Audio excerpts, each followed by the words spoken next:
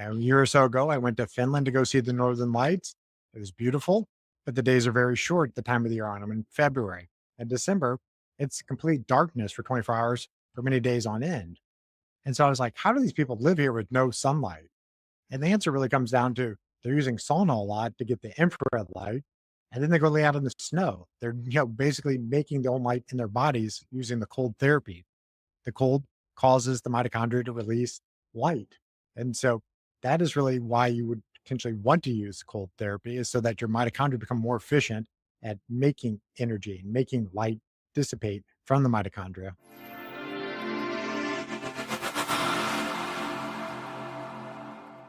Hello, critical thinkers. Welcome to this new episode of Healthy and Awake podcast. Here we question the conventional, explore the unconventional, and seek truth in health and wellness. I'm your host, Mike Vera, board certified health coach and founder of Avantia Health Optimization. In today's episode, I speak with someone who talks about a subject that most doctors or health professionals totally miss, and it's extremely fundamental to health. My guest is Dr. Michael Twyman, who is a board certified cardiologist specializing in heart attack prevention and early detection of cardiovascular disease. But most of our episode focuses on the circadian biology aspect of health, which again is so many people are just now catching up to it, or you talk about it and they don't really quite get it. They think it's just about sleep and that's it. And many of you have found me through episodes I've done with Dr. Jack Cruz, and Dr. Twyman actually is one of the practitioners listed on Dr. Jack Cruz's website. I ask him everything from grounding, where you touch your bare feet on the ground, where some people aren't sure if that's nonsense or if it's legitimate. I ask him about red light therapy and EMF from tech devices and all kinds of things that we really should know more about, especially because they could be more important than diet and exercise, which is what most people focus on. The implications of this stuff is huge for your health. So we're going to get into the episode. Let me just tell you a few more of the bullet points about Dr. Michael Twyman. I already mentioned he's a board certified cardiologist. He's founder of Apollo Cardiology, where he integrates conventional, functional, and quantum medicine to treat cardiovascular issues. He's a veteran of the U.S. Navy, where he served as medical corps physician and later as the department head of internal medicine. He's recognized for his expertise in mitochondrial health and circadian biology, earning the nicknames Mito Mike and Red Light Doc. He's nationally recognized as a speaker and podcast guest, featured in over 30 podcasts, probably more actually, and the Amazon documentary Uninflame Me. I already mentioned he's a follower of Dr. Jack Cruz's work. He really knows his stuff, and it was a real pleasure to speak with him. So I think you're going to get a lot out of this episode. You're really going to enjoy it. So without further ado, Dr. Michael Twyman. Now, you may or may not know that I'm a board certified health and wellness coach. So if I were working for you, what are maybe some of the general recommendations you would have me working on your patients with? Well, I normally kind of start with patients that there's four basic pillars of health. And many people are going to have their nutrition and their exercise dialed in before they see me. But we'll make fine points if needed. But the other pillars really are your stress management. So how well is your vagal tone? And then the bigger pillar is really is how well is the person sleeping. And we're obviously both pretty in tune with circadian rhythms. So we're trying to manage it by having a conversation, protecting our eyes with these glasses. So really just helping optimize people's sleep, looking at their heart rate variability and helping manage their stress, dialing in their nutrition so that they're eating a seasonally appropriate, circadian friendly rhythm type of diet, and then talking about whatever exercises they're capable of doing, but combination of flexibility, strength, and cardiovascular exercise. So you mentioned circadian there a few times. I know you're wearing the glasses. So if someone's not watching and they're listening, both of us are wearing some blue light blocking glasses. I guess, can you be a little more specific how the circadian rhythm or circadian biology fits into all this, especially with relation to your field of cardiology? I mean, your circadian rhythms dictate how your organs work, and your heart is on a clock as well. And the Zeitgebers, the time givers in German, are the light that enters your eyes and the timing that nutrients come into your system. Those are the two biggest drivers. Temperature is also one, but the light's the primary one. And so in a normal day, the first bright light you should see should be sunlight. But now we live in a modern world where there's artificial lights, there's devices, and people are getting this alien sun light essentially into their eyes. And it's confusing the body what time of day it is. So when you don't know what time of day is, different hormones and neurotransmitters get made. And so I always start with people coming to me because they want to know like what their vascular health is, or they have, quote, high cholesterol and want help with it. Like, we'll deal with that. But we got to get your light environments right so that your sleep's dialed in and everything else works better. And so patients, if they've ever met me, I don't think anybody's ever seen me without these glasses on since 2017 if I'm inside. And so if they don't know what they are, then this is an opening point to discuss circadian biology with them. Well, so I've actually listened to quite a few of the podcasts that you've been on. I really appreciate your work. And I know as an extension of this circadian rhythm talk is the mitochondria. And I believe I've heard you say that really healthy mitochondria helps prevent heart attacks. Now, a lot of people, I mean, I guess to be fair, a lot of people might not even know exactly what the mitochondria do, but can you talk about that relationship there? Sure. So on the wall behind me, there's a giant mitochondria. So this is It's my cool. main office here in St. Louis. And so when I'm sitting down at this desk, the mitochondria is right behind the patient and I'm using it as a teaching tool. But the mitochondria, they do many things for the body. But when they take in electrons from food, grounding, or light exposure, the mitochondria, they're going to use it to put it through the electron transport chain. And then your mitochondria make water, they make heat, which is infrared light, they make carbon dioxide, and they make ATP. Most people really focus on the ATP, the quote energy currency, but the other things are just as important, particularly the water. So if your mitochondria are weak, think of it like having a brownout in a power plant. You're not making sufficient energy, you're more likely to have things break. And since your heart and brain are the two most energy dense organs, that's where most chronic diseases tend to show up. I talk to a lot of medical doctors, a lot of nurses, health practitioners of all kinds, and it's really surprising how many people really have no clue about circadian rhythm or some of these things we've talked about already. What do you I guess I was going to ask you what do you think's going on there, but I guess first, how did you kind of get into this and figure all this out? Sure. I mean, it dovetails into that question. I think it's just they don't know what they don't know yet. I mean, I was the same way up until 2017. I didn't know any of this stuff. Yeah, I was a board certified cardiologist taking care of people very sick in the hospitals, the ICUs. And I was taking kind of just a pleasure trip to Asia. And I knew it was a long flight. I knew jet lag might be bad. So just went some rabbit holes, try to figure out some ways to kind of hack it at that point. I didn't even know what the word biohacking was at that point, but stumbled upon an article that Asprey had written about blue blocking glasses and bought a pair sight unseen, wore them on the plane. The jet lag wasn't so bad. I was like, that's crazy. I don't know how that worked.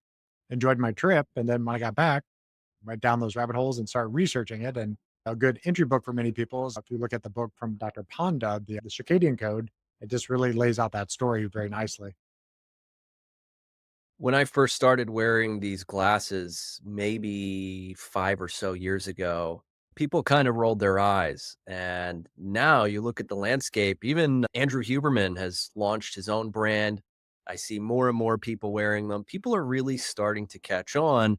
And even many of the clients that I work with, they start wearing these glasses within a week and maybe even sooner. They start noticing, oh, my eyes are bothering me less headaches. I sleep better. It's pretty incredible. But another thing that you mentioned there is grounding. And just like I described 5 years ago, the glasses people rolled their eyes at, I feel like today grounding is kind of one of those things. Is there some research behind grounding or what's the logic there? Actually, what is grounding and is there some research behind it? So the answer is yeah, yes, there's definitely research behind it. But grounding is just being connected to the earth with your hands, your feet, your body, without having rubber soled shoes in between you and the earth. Every other animal is naturally grounded. We're the only ones who selectively decide to be ungrounded by wearing rubber soled shoes or sleeping in beds that aren't connected to the ground. But when you're connected to the earth, you have less electrons than the earth. This is the way I kind of teach patients. You're going to absorb electrons through your surfaces if you're connected to the earth. And those electrons are going to flow to your liver and eventually to the mitochondria. And the mitochondria will make use of them by making energy without you having to eat to make that energy. So it's something that helps lower inflammation. But in my world, the cardiovascular world, there was a doctor, Dr. Steven Sinatra. He was like the original integrative cardiologist. He's one of the ones that really figured out that CoQ10 was extremely important for heart function. And he had done some work with some people and did a lot of that seminal research that looked at grounding on its cardiovascular effects, at lowering inflammation, and improving the zeta potential, which is basically how well the net negative charge is around the outside of red blood cells. So the red blood cells don't stick together and clump, and how it relatively quickly helps balance the autonomic nervous system. So it takes you out of that fight or flight response. So it's something that, yeah, I knew about many years ago when I started getting into kind of looking at integrative slash functional medicine. I came upon Dr. Um, Sinatra's word. So I just had it kind of in my head, like, oh, this makes sense. And now it's all of a sudden, like many years later, people are starting talking, like, oh, I thought everybody already knew about this, but I do realize that not everybody already knows about circadian biology. So it's just repeated exposure and leading by example, because, been wearing these glasses for 7 years, and there's still people that never heard of me or never heard of circadian biology. Right. So I was outside sitting in the sun today, reading a book for maybe 3 hours, had 1 foot on the ground because I'm sitting in my lounge Mhm. chair. So I just put 1 foot off to the side. You mentioned even your hands and like, sounds like a lot of contact. But as far as does it make a difference? Like, is 1 foot sufficient, or do I need to be like Dr. Jack Cruz says, like the The, Egyptians the and Sphinx hands, feet, and the right, ankles. right. I mean, the more contact surface, the better you're going to probably absorb the electrons. But I think 1 foot is a good starting point. Okay. How about those grounding mats? Because I mean, there's all kinds of expensive products people can buy. Personally, it sketches me out. Plug in something into the wall. I think it's in the grounding port at the bottom of the plug, but still, just plugging it in sketches me out a little bit. Is there any truth behind or any reason to maybe use one of those products?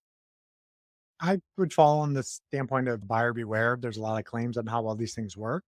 And sometimes you have to be the biohacker and try things out yourself. So, of course, I did try one of these products at one point, and I only anecdotal for me is that my sleep is usually very dialed in. But for like 3 nights in a row, I had like crazy dreams and nightmares. I was wake up in the middle of the night, and that never happens. So by the third night, I was like, this can't be a fluke. I just tore the thing off in the middle of the night and never went back to it. And anytime I would plug one of these things in, and usually these things come with like little grounding kits that you plug in the wall and it says you should be good. Okay, that just means you're not going to really short out your system. But every time I personally would use it, I would instantly get started to get nauseous with it. I'm like, this is weird because it happens every time. So I just won't use that. But yes, you generally do not want to be using anything that's connected to the AC power grid. So what I tell patients, if they really want to use these grounding mats or grounding bed sheets, is that you're going to have to find a way to attach it to a copper wire and then have it go outside your window or door and go into a copper plug into the ground. So you're literally connected to the ground, not some electrical system.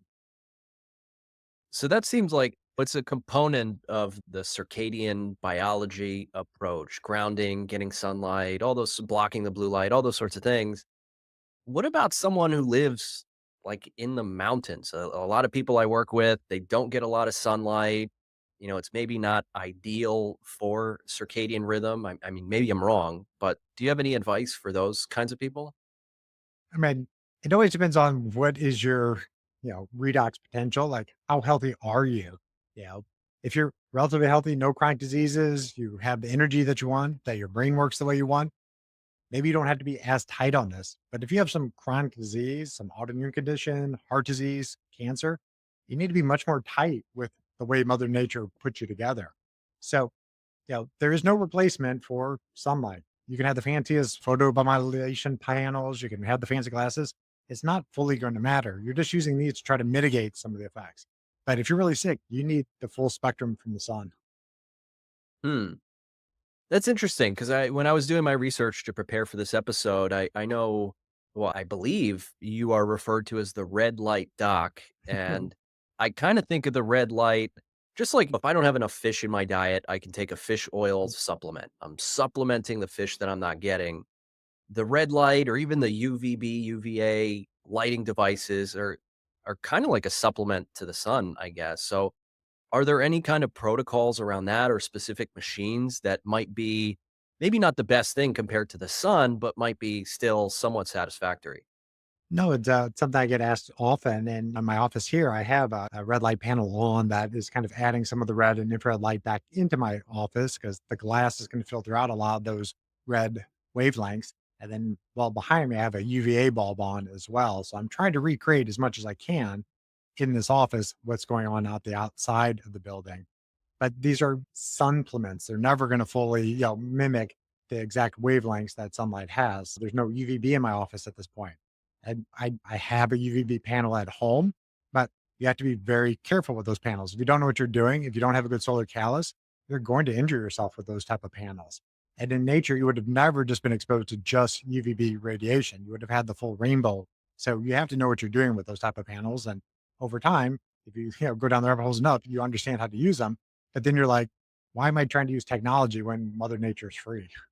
Sure. Yeah. Well, I do know people who maybe they work inside all day. Maybe they just the sun isn't out as much as places like El Salvador, for Mhm. instance.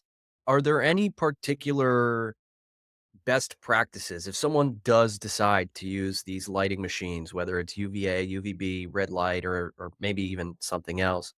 Is there some kind of good practice to make sure they're doing it as correctly as possible? The best is to try to mimic what's going on outside your environment. So in the morning time when the sun rises, there's no UV light. If you're closer to the equator, UVA is coming out relatively quickly after sunrise. But most places, there's maybe 30 to 60 minutes before UVA rise happen. You got to wait until the sun's at like 10 degrees in the atmosphere before the UVA rays get through the atmosphere. So you generally won't get yourself into trouble with UVA bulbs, but UVB, you could burn yourself pretty severely with. Now, for the red infrared light panels, I will recommend patients consider them, use them in ways where they're trying to mimic what sunlight would do. So, for the most part, people should be using them during daylight hours. The intensity of the lights sometimes will affect people's sleep, just the brightness of it. So, I would not recommend most people use this like an hour before they're trying to go to sleep. And, treatment is really going to depend on what's going on. But most of the time, you're going to want the light to be directed right at the area of interest. So, if you have a shoulder injury, for example, you're going to want the photons of light directed at the shoulder because otherwise, up to like two-thirds of the light just bounces off the surfaces and goes back. So the reflection is a big deal the further you're away from these devices. You've tried the apps, you've signed up for gym memberships, and you've given it your all, yet you're still not where you want to be. What's missing? Accountability and expert guidance. As a board certified health and wellness coach, I provide the personalized support that you need to finally make real, lasting progress. Making a solid health routine last and stay consistent is hard work, but you don't have to do it alone. Let's work together to turn your health goals into reality. Are you ready to transform? Start your journey at Avantia Health Optimization by clicking the link in the show notes or by going to mikevera.com, where you can try your first session for just $1. Now back to the show. Well, another component of this is EMF, electromagnetic frequency. Nowadays, we have our computer, our phones, our neighbors, Wi Fi, even, and of course, 5G. I mean, are those sorts of things concerns? The concerns, but are they things that you can fully mitigate? No, you can't mitigate them all. But the best place to start is your bedroom. Where are you, where are you trying to recover at night and have your mitochondria do some autophagy and apoptosis? That's the key place that you want to be as electrically silent as possible. And it may be worthwhile to hire a building biologist to come in there and sweep your place and help you figure out what you might need to mitigate. I have a few different meters. They're decent, but I don't have the skills to make use of like if there's dirty electricity, like how am I going to actually, block that? I'd have to hire an electrician or somebody to figure that part out. But the key is you want your bedroom to be dark, cool, and electrically quiet. So take your devices out of the room. I don't keep my phone anywhere near me while I'm sleeping. And I have most of the power off in the room if I can. The Wi Fi router, many of my things are hardwired, but if I have Wi Fi on, I only use it for what I need. And then at night, it's already on a timer. The Wi Fi goes off while I'm sleeping and then it'll kick back up in the morning if you need to use it. It's like on a timer. And then any devices that would touch my body, like I know a lot of people are into tracking their sleep with Oura type rings and such. My ring's always in airplane mode. I just take it off in the morning, drop it on a charger, download the data, and then put it back in airplane mode and put it back on. So if you can still kind of track things if you want to, But be very careful with things that are putting out Wi-Fi, Bluetooth while you're sleeping. And I know, I don't know if we're gonna get into like cold thermogenesis type of talks, but there's patients who are very interested in using the mattress toppers to sleep on to cool themselves. Some of those things have a lot of electronic gear in them. And I would say you got to be very careful with that. I personally won't sleep on those type of things. Yeah, it's funny you mentioned that because that's what I was going to bring up next. Some of the people that I work with are very adamant about data and tracking these sorts of things. And they do have special mattresses. I mean, couple $1,000 mattresses that I think have Wi-Fi built in. They're constantly tracking when you move. And I don't even know what else it's Right. tracking. But I mean, it seems like you're sleeping on top of a giant cell phone. Essentially, yes. And there's unfortunately no way that you can put those things into airplane mode. So I think that's a big fail from those companies. I mean, I have one of the older school chili pads, the Wooler. The mattress topper is just silicone tubes and cold water runs through it. And they're like the little air conditioned unit. It's all the way across the room. And there's no EMFs at the bedside. Now, if you go right up where the chiller is and put a meter on it, yeah, it's going to light up, but that's not where your body's at. So if people want to use the old school chili pads, I'm okay with it. I'm okay using it myself. I've tested it, but a lot of the newer gear where it's giving you heart rate variability or your body position or temperature, it's be very careful. Yeah, I mean, I get it. I totally understand, and I love to sleep in the cold. I could sleep in a refrigerator. I have the AC running even in the winter. I like it nice and cold, so I do understand the appeal.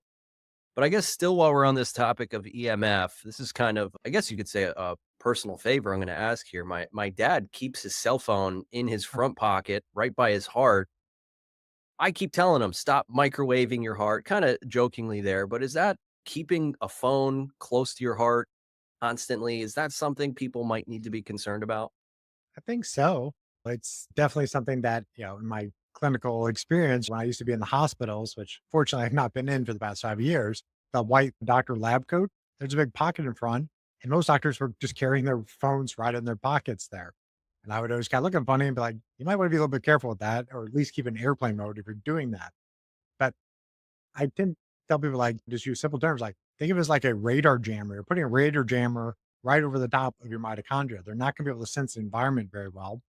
And the Bluetooth, the EMFs, the Bluetooth, the 5G, the Wi-Fi, those radio frequencies, they're essentially going to open up these voltage gated calcium channels in the mitochondria, cause calcium to influx into them. It's going to cause oxidative stress and inflammation, and this can cause the mitochondria to send out this cell danger response. But you're going to have lower nitric oxide. The arteries will get stiffer.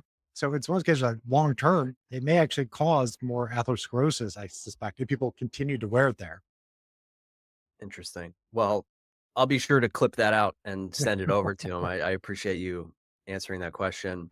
Hey, do you spend a lot of time looking at screens like your phone, the TV, the computer? Well, that can actually lead to some pretty severe disruption in your circadian rhythm, which messes with your sleep, your hormones, your energy, your mood, your clear headedness.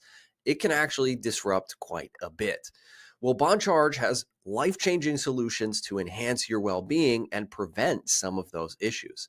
Their blue light blocking glasses, which I'm actually wearing right now, have honestly transformed my life and even the lives of many of the people I work with. I regularly hear how quickly people's sleep improves once they start using these glasses at night. Plus, their red light therapy devices and other wellness products offer cutting edge health benefits. With the holiday season just around the corner, it's the perfect time to invest in your health or give the gift of wellness to someone special. Right now, there's actually huge discounts during their biggest sale of the year. So click the link in the show notes to shop and support the show because every purchase helps me keep bringing you great guests and impactful content. What if simply mastering your breath could unlock greater mental clarity, stress resilience, and physical control? Created by Erwan Lacour, who has been on the show twice, breath hold work is a powerful meditation practice designed to push the limits of your body and mind. This transformative approach has elevated my own mindful practice and helped many of my clients achieve deeper focus and stress relief. Breath hold work offers online courses and live programs to guide you through this empowering journey, no matter your experience level. Ready to tap into your full potential? Check out Breath Hold Work through the link in the show notes. By supporting them, you're also helping the podcast continue to deliver great guests and life changing content. So please check out the link below. Now back to the show. I do want to actually take a shift back to some of the, I guess, outside of the circadian biology stuff. I know obviously cholesterol is an important part of heart health. And I just recently had on the show Dr. Sean Baker, who talks about the carnivore diet. Mhm. Full disclosure, I am currently on the carnivore diet for specific health reasons. I'm not just jumping on a trend. I've actually improved some of my gut and health issues that I've been dealing with for a long time. But of course, there is this concern around cholesterol and maybe even high blood pressure as a result of eating this diet. I am going to talk to Dr. Joel Kahn to sort of get the other side of the Okay. argument there. But I guess, is this something people should be concerned about with regard to their heart health? I know both of those doctors that you've spoken of, and they have definitely different opinions.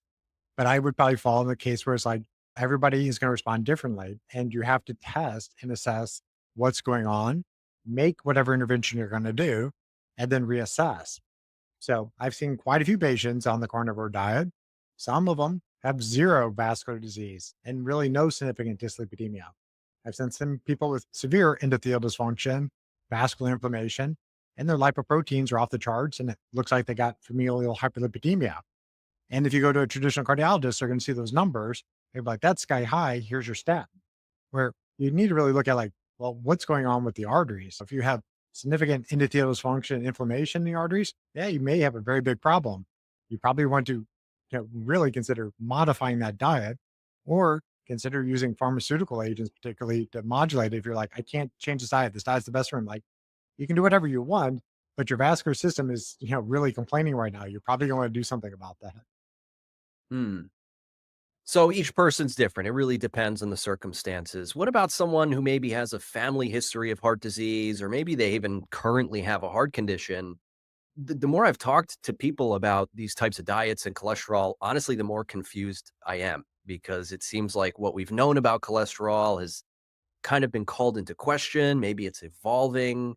Should people with a history of heart issues, or maybe currently with a heart issue, should they be wary of the carnivore diet? The answer is the same as the previous, is that you have to test and then reassess. I mean, Okay. the way I think about it is, like, if you already, this is in the case where your secondary prevention, you've already had a heart attack, you have stents, you've had bypass. That already tells me that at some point you had endothelial dysfunction. The lining of your arteries was impaired. You didn't make very much nitric oxide. The arteries got inflamed, and you laid down a lot of plaque, and the body formed scars in there. If you don't fix the endothelial dysfunction, you're just going to go right back down that pathway again. And the diet, I think it's a lot of times it's a red herring. The diet, I'm not gonna say it's not important, but you know, food is energy and information. It's nutrients, but it's also telling you what time of year it is in your local environment. So if you're in the northern hemisphere right now, generally not a lot of vegetables and fruits are growing. So you're gonna generally be more animal based in the wintertime, or more fat based if you're not necessarily animal based. And then in the summer, when the vegetables and fruits are out, you would eat more of them. So I tend to think of the carnivore diet is a stopgap for many people. Sometimes there's something that they're very sensitive to in their diet, and eating a kind of animal based diet ultimately helps them uncover what they're really sensitive to, and then maybe they don't go down that route.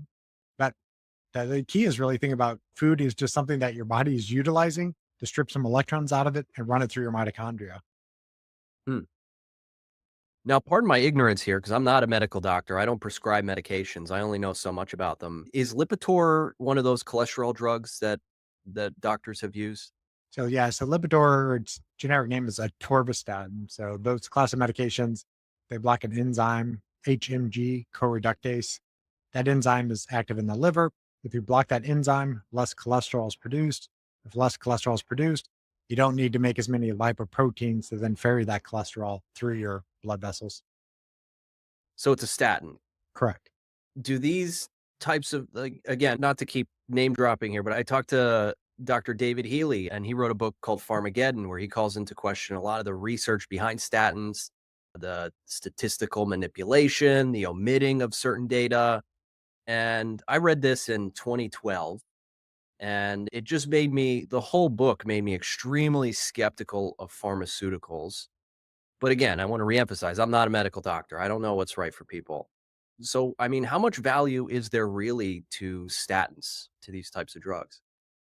I mean, the main use case is really for the secondary prevention. You're trying to prevent the person from having multiple events. The primary prevention, where sometimes it's a little bit more nuanced, who's really going to benefit. You know, but think of stands as tools, not they're not the right tools for everybody. I tend to educate patients that if you're going to use it, make sure genetically you're more likely to tolerate it than not. So those things are you don't have an ApoE4 allele. If you have an ApoE4 allele, you're more likely not to get the same benefit or have a side effect. If you have an SLCL1B mutation, 3 to 4 times more likely you'll get muscle symptoms on statins, muscle pain, weakness. And then if people do the Boston Heart Lab, there's a test called the cholesterol balance test that tells you, are your lipid issues more primarily in the liver where your body's producing too much cholesterol? Or is it primarily in the gut where your body's reabsorbing or recycling too much cholesterol? If you're more of a recycler, then ezetimibe, which is not a statin, may be a better option for those individuals. But the stand, they're tools at helping reduce events, but they're not all magical because if they were, everybody would take them and there would not be any cardiovascular disease. But that was never my experience. I was an invasive cardiologist for many years. I took care of many patients who were very sick, having heart attacks. And many patients were already on a stand coming back for their second or third heart attack or, coronary intervention. So stands don't make vascular disease go away. They're just one part of the equation. And the part of the equation that many people don't really focus on as much is upstream. It's that endothelial lining. If that gets damaged, all bets are off. Stans are not going to protect you if you have significant endothelial dysfunction. One thing that I've seen around not only statins, but blood pressure drugs as well is the claim that the pharmaceutical industry has enough influence to get the goalpost changed. So maybe 10 years ago, their blood pressure had to be X, Y, and Z in order to qualify to take a certain medication, or same idea with statins. Is that something that you've seen or have any thoughts around? Well, I mean, just for like the blood pressure, for example, there's the trials, the sprint trial, and that had shown that in even older individuals, if you work on getting their blood pressure to consistently be 120 over 80 or less, they had significantly less MACE, major adverse cardiovascular events. They had less heart attacks, strokes, the things patients care about. They don't care if their numbers look pretty on a chart or on a lab test. They care, are they up to the hospital with a major medical problem? And so, yes, in quote, older times, there's probably more lenient numbers, but when they research it, and they show that there's still continued, you know, benefit and not risk at pushing older people's blood pressure down to 120 over 80, then you change the goalposts. You say, this is more likely to help this person than harm them at this time.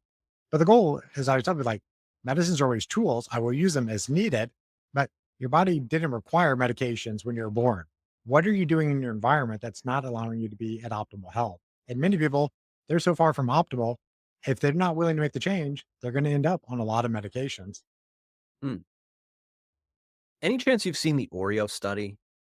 I know of it. I don't know the exact details of it. Okay. Yeah, me either. But it's something I saw, at least people were saying it kind of calls into question what we've known about cholesterol. Is that something you can speak to? I mean, it was a one-off experiment where somebody like was restricting one macronutrient and then loaded up on the Oreos, which obviously I know it was more of a joke, for them. They're not recommending people take Oreos to lower their cholesterol, but it just shows you that you know lipids are more complicated than good cholesterol, bad cholesterol.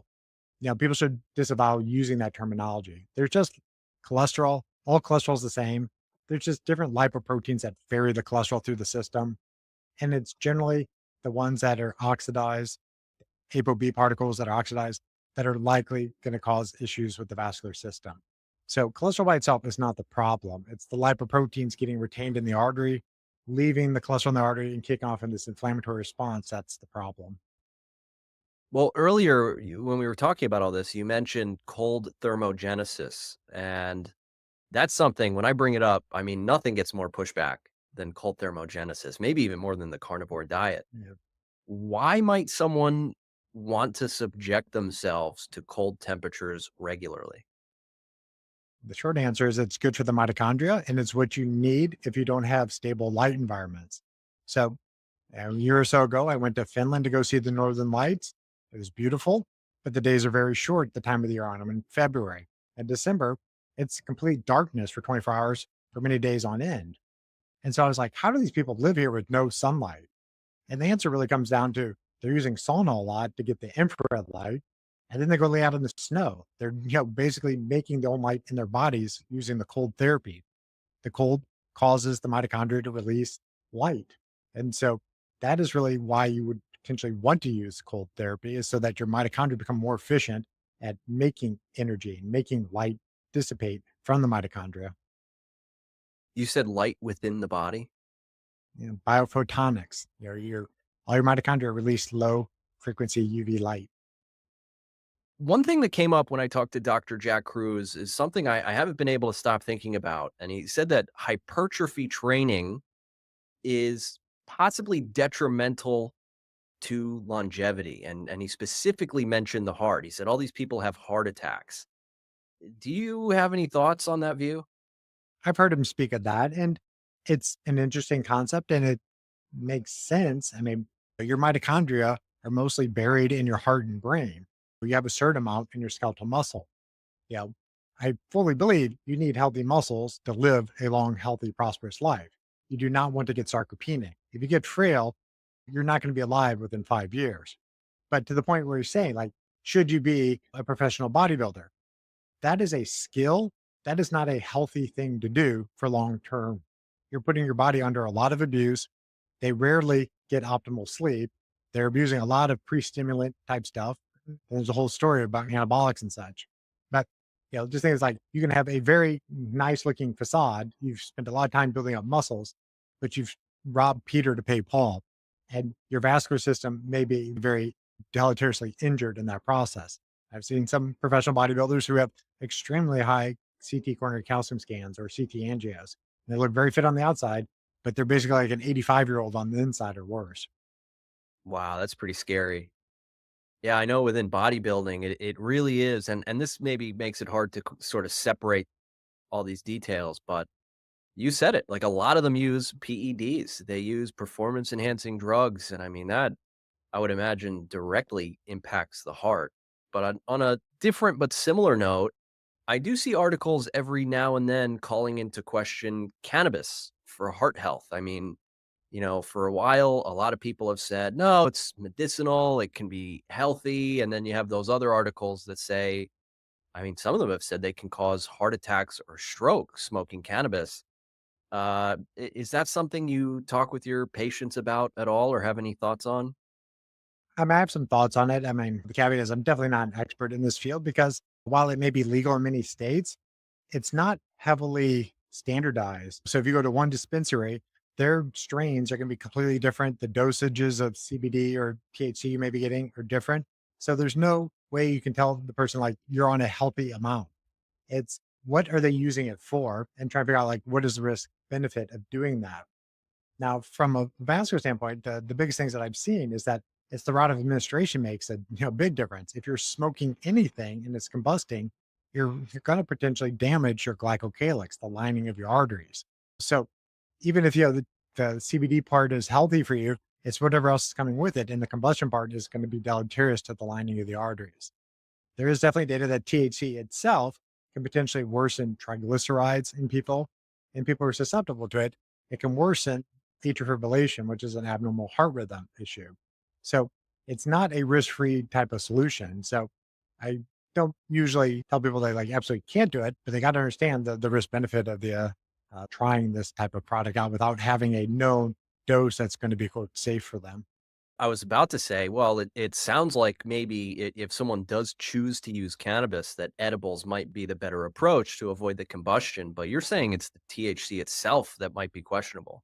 Correct. The cannabinoids are probably neutral for most people. They're somewhat anti-inflammatory, but it's a THC, which a lot of people get benefit for helping their sleep and such. And if you have a seizure disorder, that's a different story. But if you're using it just to like calm down or sleep better, you might be inviting some increased vascular risk. Interesting. Because I mean, that makes me think back to what you said at the very first question I asked you. What are some of the general recommendations for patients? The two that stood out to me were sleep and stress. I do work with people who tell me that it's the cannabis is the only thing that helps them with sleep and stress. It provides them so much relief, but it does sound like there might be potentially a very serious trade-off there. Correct. And so those are the people that you want to have monitoring their sleep with some type of tracker potentially. You're going to do testing that looks at, is your blood pressure optimized? Is your pulse rate velocity optimized? If so, probably not hurting you at this point. But if you see something that shows that your arteries are getting stiffer, or you do blood work and see a lot of oxidative stress or inflammation, might be something you want to back off on. Well, I saved my most controversial question for last, and if you want to skip it, that's Yeah. fine. But a lot of people nowadays talking about the COVID injections with regard to potential heart issues, myocarditis, pericarditis. Is that something you've been seeing at all or have any advice for people thinking about those injections? It's not something I'm seeing in my current practice. My practice is all outpatient focused. I'm seeing patients who are mostly interested in preventing long term cardiovascular events, but I do have patients that ask those questions. And I would say at this time, I don't see strong evidence that people should be considering adding boosters to the regimen if they've already had the shots. The main way that is my understanding that it damages the vascular system is that it will injure the glycocalyx, the protective gel coat of your arteries. And then you may have issues with the blood clotting, depending on which arteries are affected. So it is one of those things where, like, back in 2020, when you didn't know really how this was going to play out, makes sense why might some people decided to take the vaccine. But now I would not recommend people do boosters. Yeah, I agree with you there for what it's worth. Is there anything we have not yet discussed today that maybe we should? No, it is a funny question. Is what did decide to wear the red glasses for today? For me, why did I decide Right. to wear them? Yeah. A few reasons. Well, I'm staring at screens all day. I'm wearing the darker ones right now than I usually do because these are the prescription ones that I have. So it does help me during interviews to see clearly. It also, I find it comfortable when I am looking at screens all day. I am trying to protect my circadian health, especially because I already got sunlight today. And third, if I'm being honest, it is part of the brand. All my profile pictures, all my episodes, I am wearing these. Yeah, so I do like them. No, they look nice, and I have multiple pairs of the darker red lenses. It just I'm very sensitive to those lenses. I probably would have fallen asleep on you during this interview if I was wearing the red ones. So I reserve those ones for later in the evening or if I'm traveling and just trying to mitigate jet lag. Yeah, same here. These I usually once it's dark outside is usually when I switch to these. I don't really get too tired maybe I'm wrong because I do sometimes get tired when I wear these throughout the day, but the sunlight gave me a good boost of energy and my screen is totally red also. So I mean, I'm like voluntarily colorblind. I can't Yeah. see any colors and that's really just an added bonus. But if there's not anything else, Dr. Michael Twyman, where can people find out more about you and your work? Well, first, thank you for the opportunity to speak to you and your audience. If people are interested in learning more about myself, my website, drtwyman.com, is a good stopping point. And then social media, I'm mostly on Instagram. My handle's just at Dr. Twyman. Every Monday, 6 p.m. Central Time, I jump on to like a 30-minute Ask Me Anything. So many times it's questions about lipids or vascular testing, but also answer a lot of questions about the biohacking and the circadian rhythm stuff that we talked about today. Awesome. Well, folks, I'm going to put the links to his work in the show notes. Definitely check it out. Listen to this episode twice because I mean, we covered a lot of good stuff here, a lot of the circadian biology stuff that I haven't explored with other guests as much as I should have. So I thank you for getting into that with me today. And other than that, stay healthy, stay awake. Hey, thanks for listening to this episode of Healthy and Awake podcast. Please remember to leave us a 5-star rating on Spotify or Apple. Or if you're watching this on Rumble or YouTube, please be sure to give us a thumbs up and leave a comment down below. Let us know what you thought or if you had any questions based on what we talked about in this episode. And of course, it couldn't hurt to share it with your friends, those who maybe are awake, or those, of course, who are waking up. Thanks again.